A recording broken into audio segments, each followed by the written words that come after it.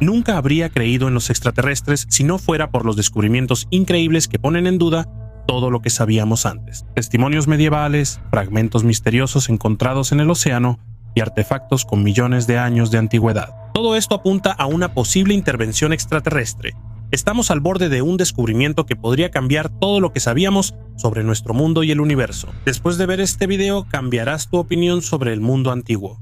Hola, mi nuevo amigo, estás en el canal Top, el lugar donde se pueden encontrar ovnis. El científico estadounidense, profesor de la Universidad del Noreste, Brian Helmut, afirma que la búsqueda de vida extraterrestre en la Tierra debe comenzar por el océano. Según él, los océanos y mares esconden muchos misterios, y las personas solo tienen una idea superficial de sus profundidades. Helmut, sin ser especialista en ovnis pero con conocimientos de oceanología, cree que precisamente bajo el agua puede ocultarse algo relacionado con civilizaciones extraterrestres. Agregaré de mi parte que recientemente la oceanógrafa Paula Bontempi se unió a la Comisión Especial de la NASA para estudiar objetos no identificados. Anteriormente, la NASA anunció el nombramiento de un nuevo director para la investigación de ovnis, Mark McInerney, quien anteriormente representaba a la organización en el Pentágono. Esto subraya la seriedad con la que se estudia este fenómeno.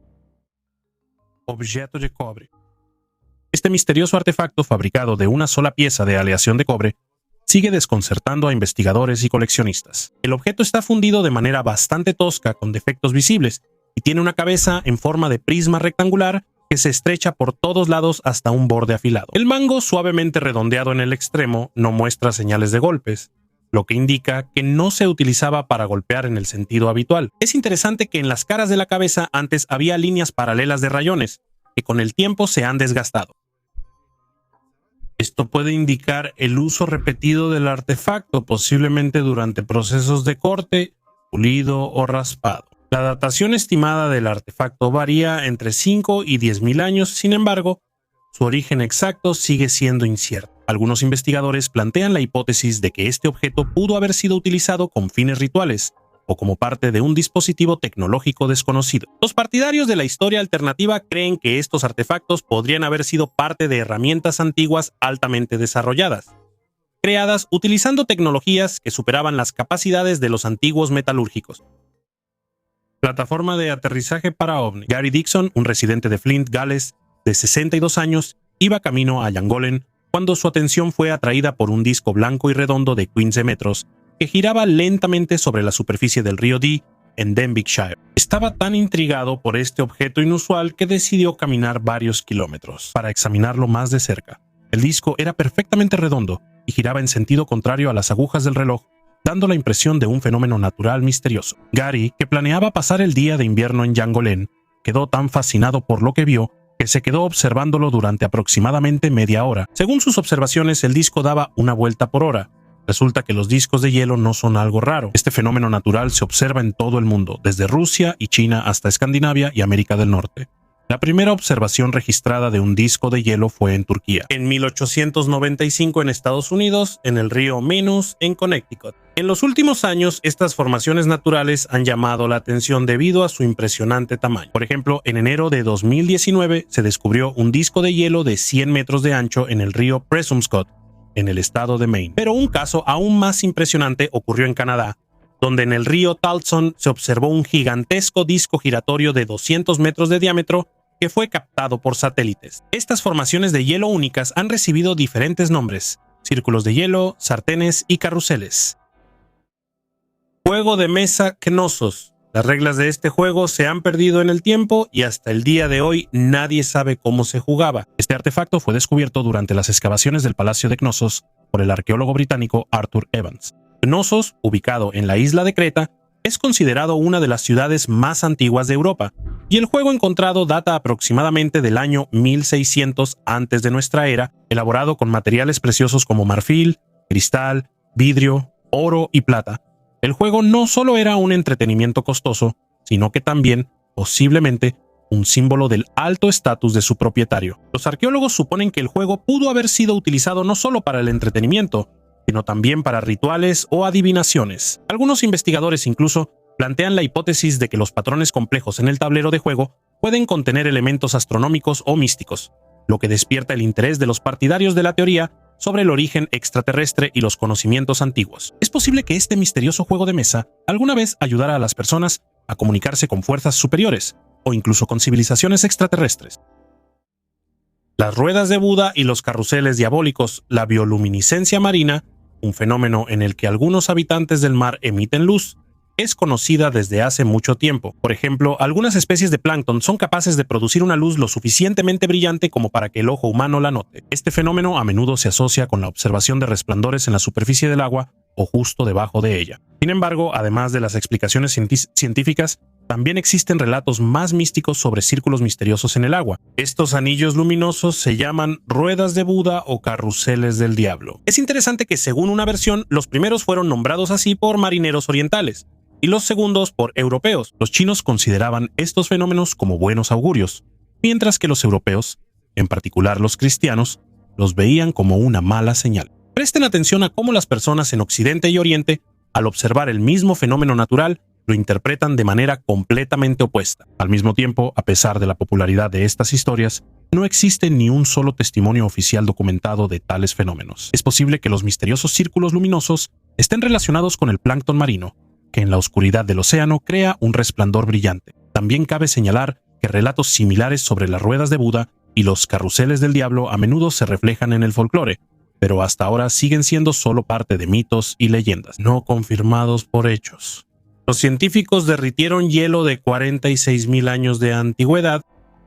Los científicos hicieron un descubrimiento asombroso al revivir una antigua nematoda que estuvo congelada en Siberia durante 46.000 años. Este gusano microscópico, identificado como Panagrolimus culimensis, fue encontrado a 40 metros de profundidad bajo tierra, donde estuvo en estado de anabiosis desde la época en que se hicieron los dibujos rupestres más antiguos. Después de ser descongelada, la nematoda volvió a la vida, comenzó a alimentarse de bacterias en condiciones de laboratorio y a reproducirse de manera asexual, dejando así una nueva generación para su estudio posterior.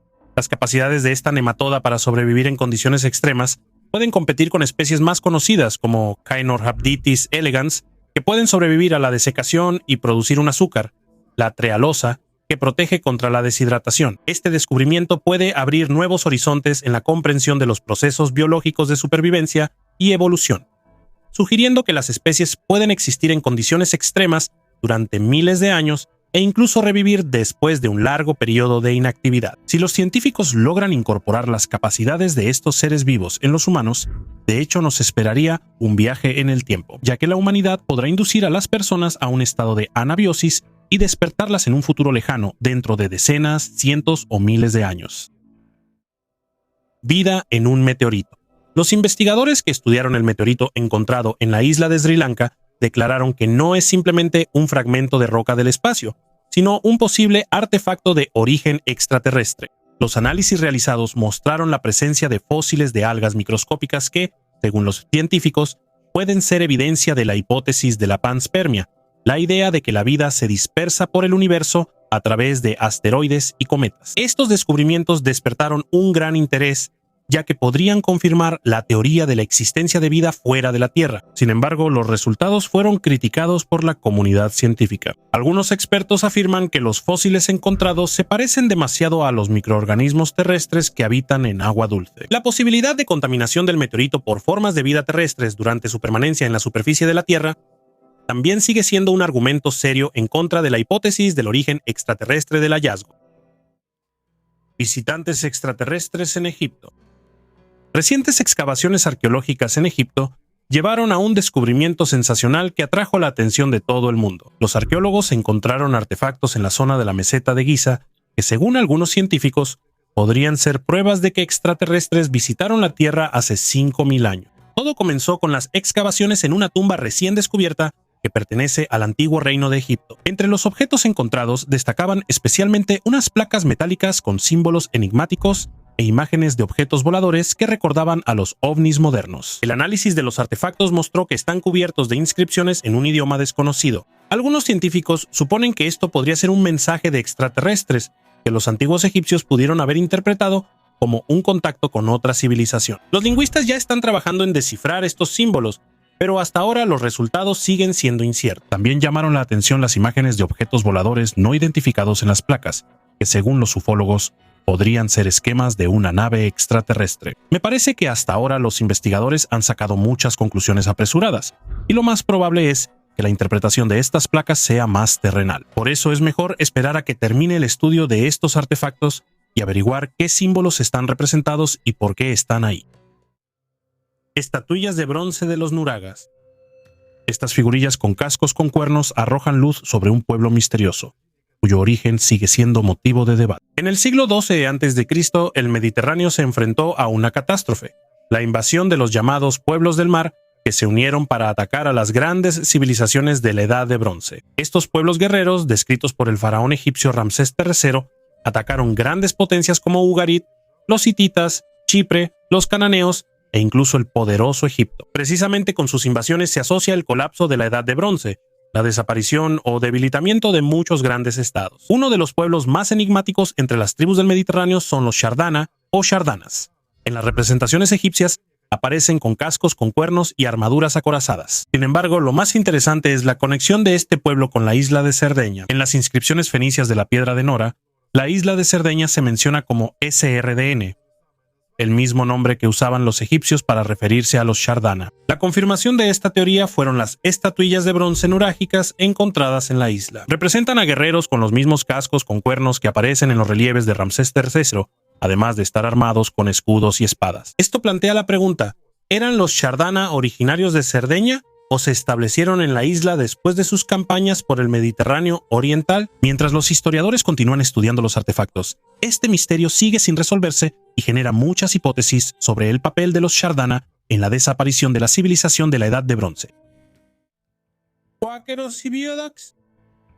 Si parece que las anomalías sonoras relacionadas con el mar y los ovnis solo las registraron marineros estadounidenses, eso no es así. Los submarinistas soviéticos también se encontraron con fenómenos misteriosos similares. En la década de 1970, las tripulaciones de los submarinos nucleares soviéticos detectaron sonidos extraños, parecidos al croar de ranas, que se propagaron rápidamente en las aguas del Atlántico Norte, especialmente en las zonas controladas por la OTAN. Estos sonidos resultaron ser tan inusuales que se convirtieron en tema de numerosas discusiones e hipótesis. Los sonidos registrados por los acústicos de los submarinos soviéticos los acompañaban casi siempre y se movían a una velocidad sorprendente de hasta 150 nudos. Sin embargo, el sonar activo no detectaba ningún objeto que pudiera ser la fuente de estos ruidos. Se supuso que estos sonidos provenían de algo demasiado pequeño para ser detectado o que en realidad eran seres vivos. Durante varios años, los científicos intentaron descubrir la naturaleza de estos extraños croadores, proponiendo diversas teorías, desde fenómenos no estudiados que ocurren en los reactores atómicos de los submarinos,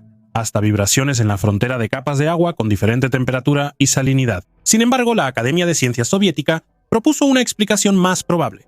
Los sonidos tenían un origen biológico y podían provenir de ballenas o de moluscos de aguas profundas desconocidos. Por su parte, los submarinistas no estaban de acuerdo con esto, considerando que los croadores eran demasiado diferentes de cualquier criatura marina conocida. Con el tiempo, surgió una versión más realista propuesta por los escépticos. Según esta teoría, los submarinistas confundían el croar con los sonidos de las boyas activas lanzadas desde aviones antisubmarinos de la OTAN. Estos dispositivos, equipados con baterías llenas de agua, podían emitir ruidos similares al croar. Esta versión explica por qué los croadores se detectaban con mayor frecuencia en las zonas de patrullaje activo de la OTAN y por qué, después de la disolución de la URSS, esta anomalía desapareció. Los marineros de la Marina Real Británica, por su parte, registraron ruidos similares a los que llamaron biopatos por la onomatopeya inglesa del quack. Estos sonidos fueron grabados en las aguas alrededor de Australia, donde en la década de 1960 se encontraban los principales campos de pruebas nucleares de la Marina Británica. Como era poco probable que la Unión Soviética o Estados Unidos patrullaran esas aguas, los británicos también relacionaron inicialmente estos sonidos con la fauna marina. A los científicos les tomó más de 50 años identificar la fuente del bioduc. Resultó que los extraños sonidos los emiten las ballenas minke antárticas, que antes de sumergirse profundamente emiten inesperadamente este sonido. La diosa minoica de las serpientes sigue siendo el símbolo más famoso de la civilización minoica y hasta ahora sigue siendo un misterio. Uno de los símbolos más reconocibles de toda la cultura minoica es la diosa de las serpientes. Sin embargo, los arqueólogos aún saben muy poco sobre ella. Dada su popularidad, uno podría suponer que los científicos ya han estudiado bien este artefacto, pero desde su descubrimiento en 1903, Continúan los debates sobre a quién o qué representa. Datada aproximadamente en el año 1600 a.C., esta estatuilla de losa es rara en el arte minoico, lo que la hace aún más enigmática. Algunos arqueólogos creen que representa a una diosa protectora de los animales, mientras que otros piensan que la mujer representada en la estatuilla no tiene ninguna relación con la serpiente. Existe la opinión de que las serpientes en sus manos en realidad son cuerdas, y que la estatuilla fue restaurada significativamente por Arthur Evans, lo que llevó a muchos malentendidos e interpretaciones erróneas. La batalla del eclipse. Imagínate, dos reyes que llevan 5 años librando una guerra feroz, perdiendo a sus soldados, pero sin ver el final del enfrentamiento. Y de repente, cuando el cielo, lleno de los sonidos de la batalla, se oscurece, ocurre un eclipse solar. En ese momento los guerreros de ambos bandos se detienen, bajan sus armas y observan asombrados cómo un fenómeno natural eclipsa la furia humana. Los reyes deciden declarar una tregua. Este acontecimiento se conoció como la Batalla del Eclipse, sobre la cual escribió el historiador griego Heródoto. En el año 585 a.C., en el río Jales, en Asia Menor, donde luchaban los lidios bajo el mando del rey Aliates y los medos bajo el liderazgo de Queoxaris, ocurrió un eclipse que había sido predicho anteriormente. Los historiadores creen que fue el astrónomo griego Tales de Mileto quien lo predijo. Este eclipse, que se convirtió en el primero en la historia predicho por una persona, generó muchas controversias. Predecir un eclipse solar es una tarea complicada. Sin embargo, los cálculos demostraron que el eclipse realmente ocurrió en el año 585, pero no en la fecha prevista por Tales, el 18 de mayo de 584. Algunos creen que Tales pudo haber utilizado datos de observaciones anteriores, sin embargo, su precisión genera dudas, especialmente considerando la falta de instrumentos astronómicos y registros de esa época. Los historiadores también discuten sobre los detalles de la batalla. Por ejemplo, Plinio en su obra menciona solo al rey de Lidia, y el nombre del gobernante medo sigue siendo incierto. En cualquier caso, incluso a pesar de estos puntos controvertidos, la batalla durante el eclipse sigue siendo un acontecimiento histórico importante. Como resultado del eclipse, se firmó una tregua y el río Jalis se convirtió en la frontera entre los dos estados enemigos. Objetos estacionarios bajo el agua. En los océanos del mundo se esconden muchos objetos anómalos inmóviles que hasta ahora siguen siendo un misterio para los científicos. Incluso si dejamos de lado los mitos, como las leyendas sobre la Atlántida, la lista de hallazgos interesantes sigue siendo impresionante. Uno de los más conocidos es el monumento de Yonaguni, ubicado cerca de las islas Ryukyu, cerca de Yonaguni, Japón. Son estructuras de piedra ubicadas a poca profundidad que tienen formas geométricas regulares. A pesar de que la mayoría de los científicos las considera formaciones geológicas naturales, muchos investigadores y pseudoarqueólogos intentan demostrar que estas piedras son el resultado de la actividad humana. Otro misterio es el megalito encontrado en el fondo de la bahía de Pantelleria Vecchia, en el estrecho de Túnez. Es una enorme piedra de 12 metros de largo y 15 toneladas de peso que tiene 3 orificios redondos. Basándose en su estructura, se supone que fue trabajado por el hombre en el Mesolítico, hace unos 12 a 15 mil años. Sin embargo, el análisis de la roca mostró que su antigüedad podría ser mucho mayor, más de 40.000 años, lo que pone en duda su origen. La ciudad submarina cubana es otro descubrimiento enigmático hecho en 2001 en la costa occidental de Cuba. Con la ayuda de un sonar se descubrieron estructuras geométricas que recuerdan a pirámides y anillos, formados por bloques de granito. Estos hallazgos generaron muchas preguntas entre los investigadores, ya que pueden ser formaciones naturales o el resultado de la actividad humana. Estos y otros objetos siguen siendo objeto de investigaciones y debates activos, ya que su origen podría revelar mucho de lo que aún desconocemos sobre las civilizaciones antiguas y la naturaleza de las profundidades oceánicas. Fragmentos de la nave de los extraterrestres en el océano.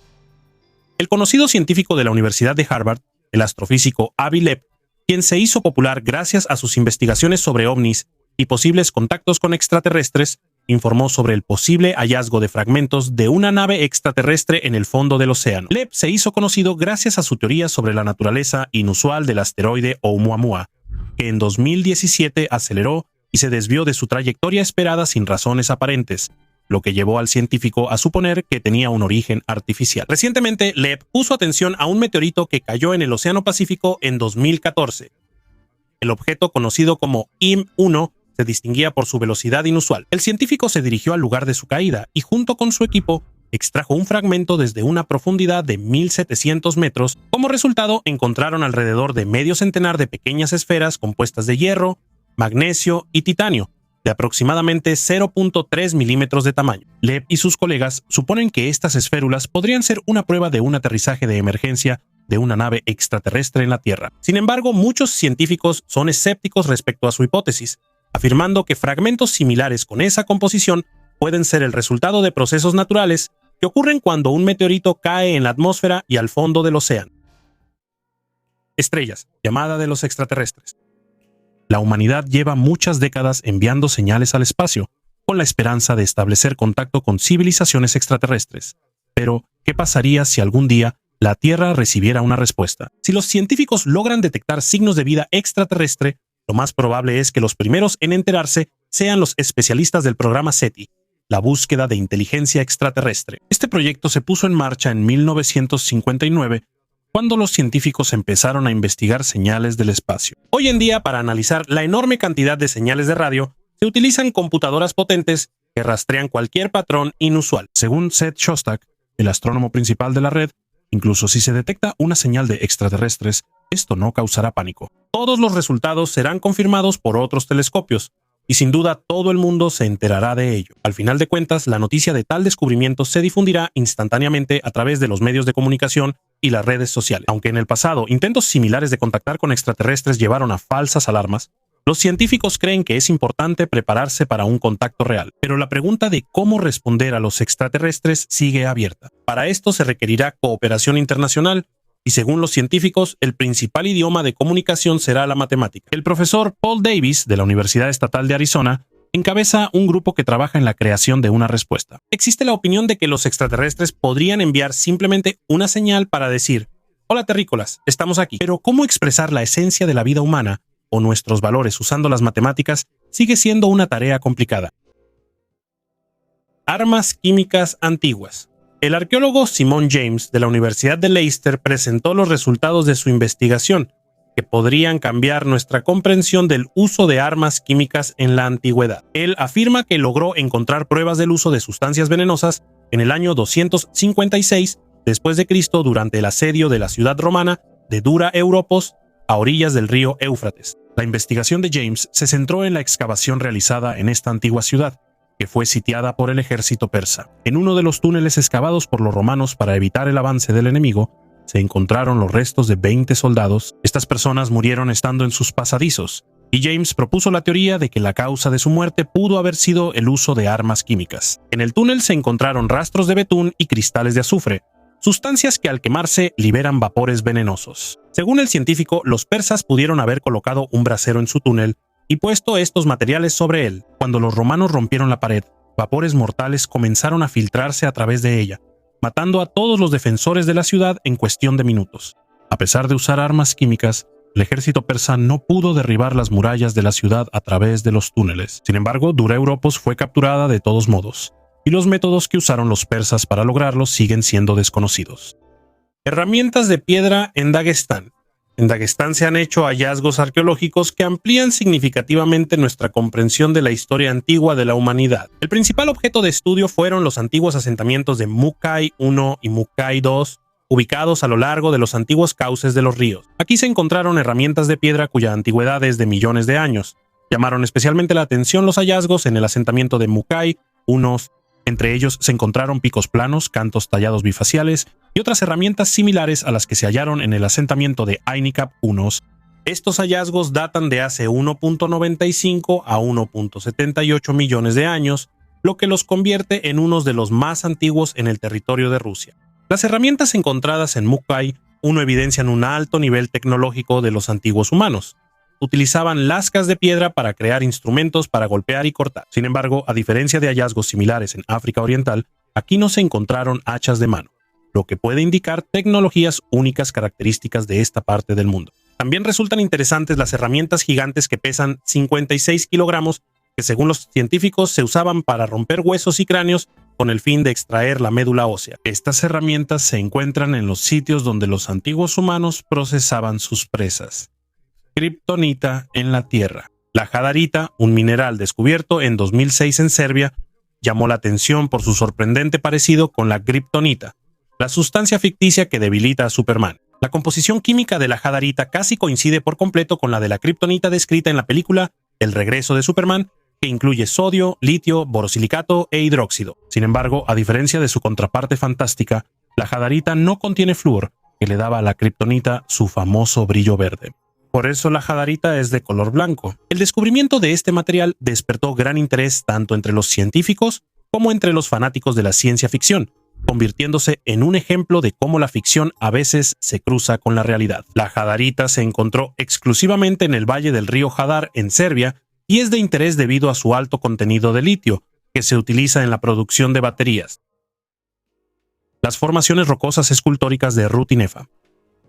En 1879, en la pequeña ciudad de Châteauneuf-de-Galor, en el sureste de Francia, un cartero comenzó la construcción de un palacio único, que continuó durante 33 años. Este fantástico palacio, conocido como el Palacio Cheval, se convirtió en una verdadera obra de arte, creada sin grandes gastos ni educación especializada.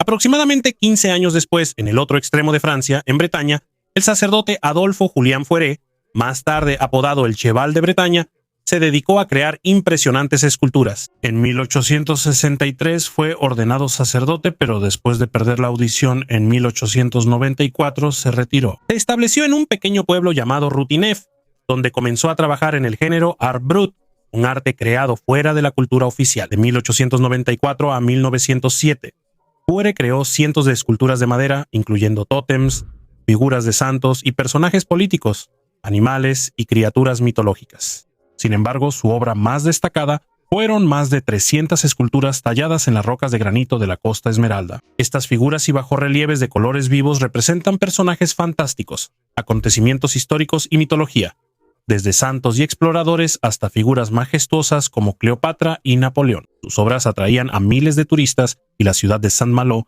incluso construyó una línea de tranvía para hacer frente a la afluencia de visitantes. Desafortunadamente, en 1907, Fouéré sufrió una parálisis que limitó su creatividad. Murió en 1910, pero sus obras continuaron atrayendo la atención.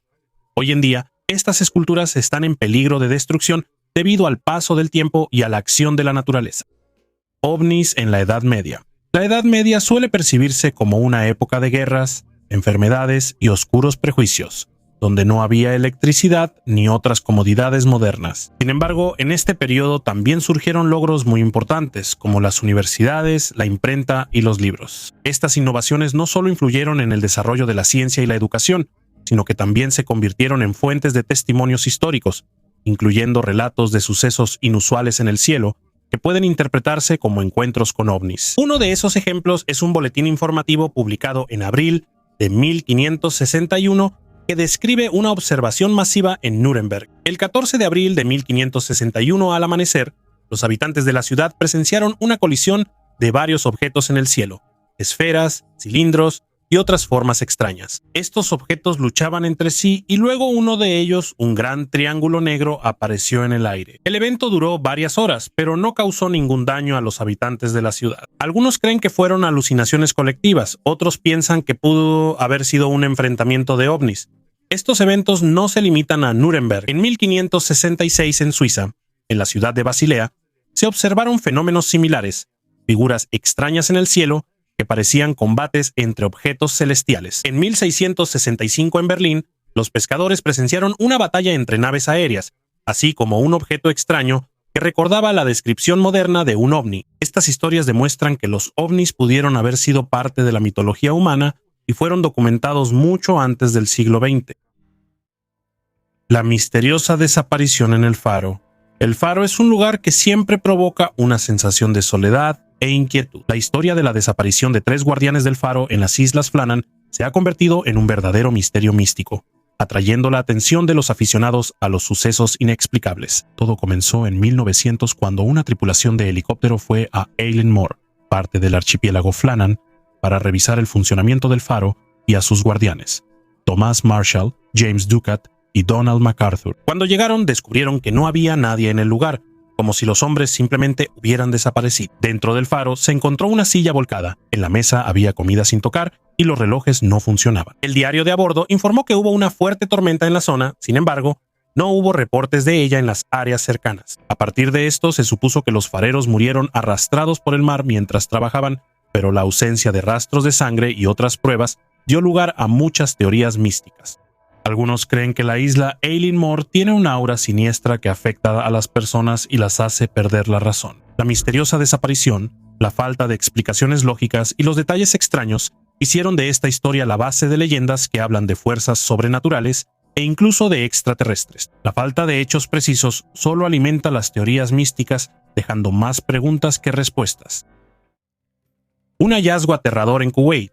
En Kuwait se encontró una estatuilla de arcilla única de 7000 años de antigüedad que recuerda las imágenes de extraterrestres, lo que se convirtió en un verdadero avance en la arqueología. Este descubrimiento ocurrió en el sitio arqueológico Bara 1, que data del sexto milenio antes de nuestra era. La estatuilla representa una cabeza con ojos inclinados, una nariz plana y un cráneo alargado, lo que le da un parecido con las representaciones modernas de extraterrestres. Este hallazgo es el primero de su tipo en la región del Golfo Arábigo, aunque artefactos similares se habían encontrado anteriormente en Mesopotamia. La estatuilla refleja las tradiciones artísticas de la cultura Ubaid, que era conocida por sus cerámicas y estatuillas únicas. Lo interesante es que la estatuilla fue hecha de arcilla mesopotámica y no de cerámica local, lo que indica un intercambio cultural. El arte de Ubaid incluía la creación de estatuillas con significado simbólico, y este hallazgo puede ayudar a comprender las prácticas espirituales de las sociedades antiguas. Las estatuillas podrían haber estado relacionadas con rituales religiosos o servir como símbolos de estatus social, y mientras la ciencia no ha confirmado la existencia de visitantes del espacio,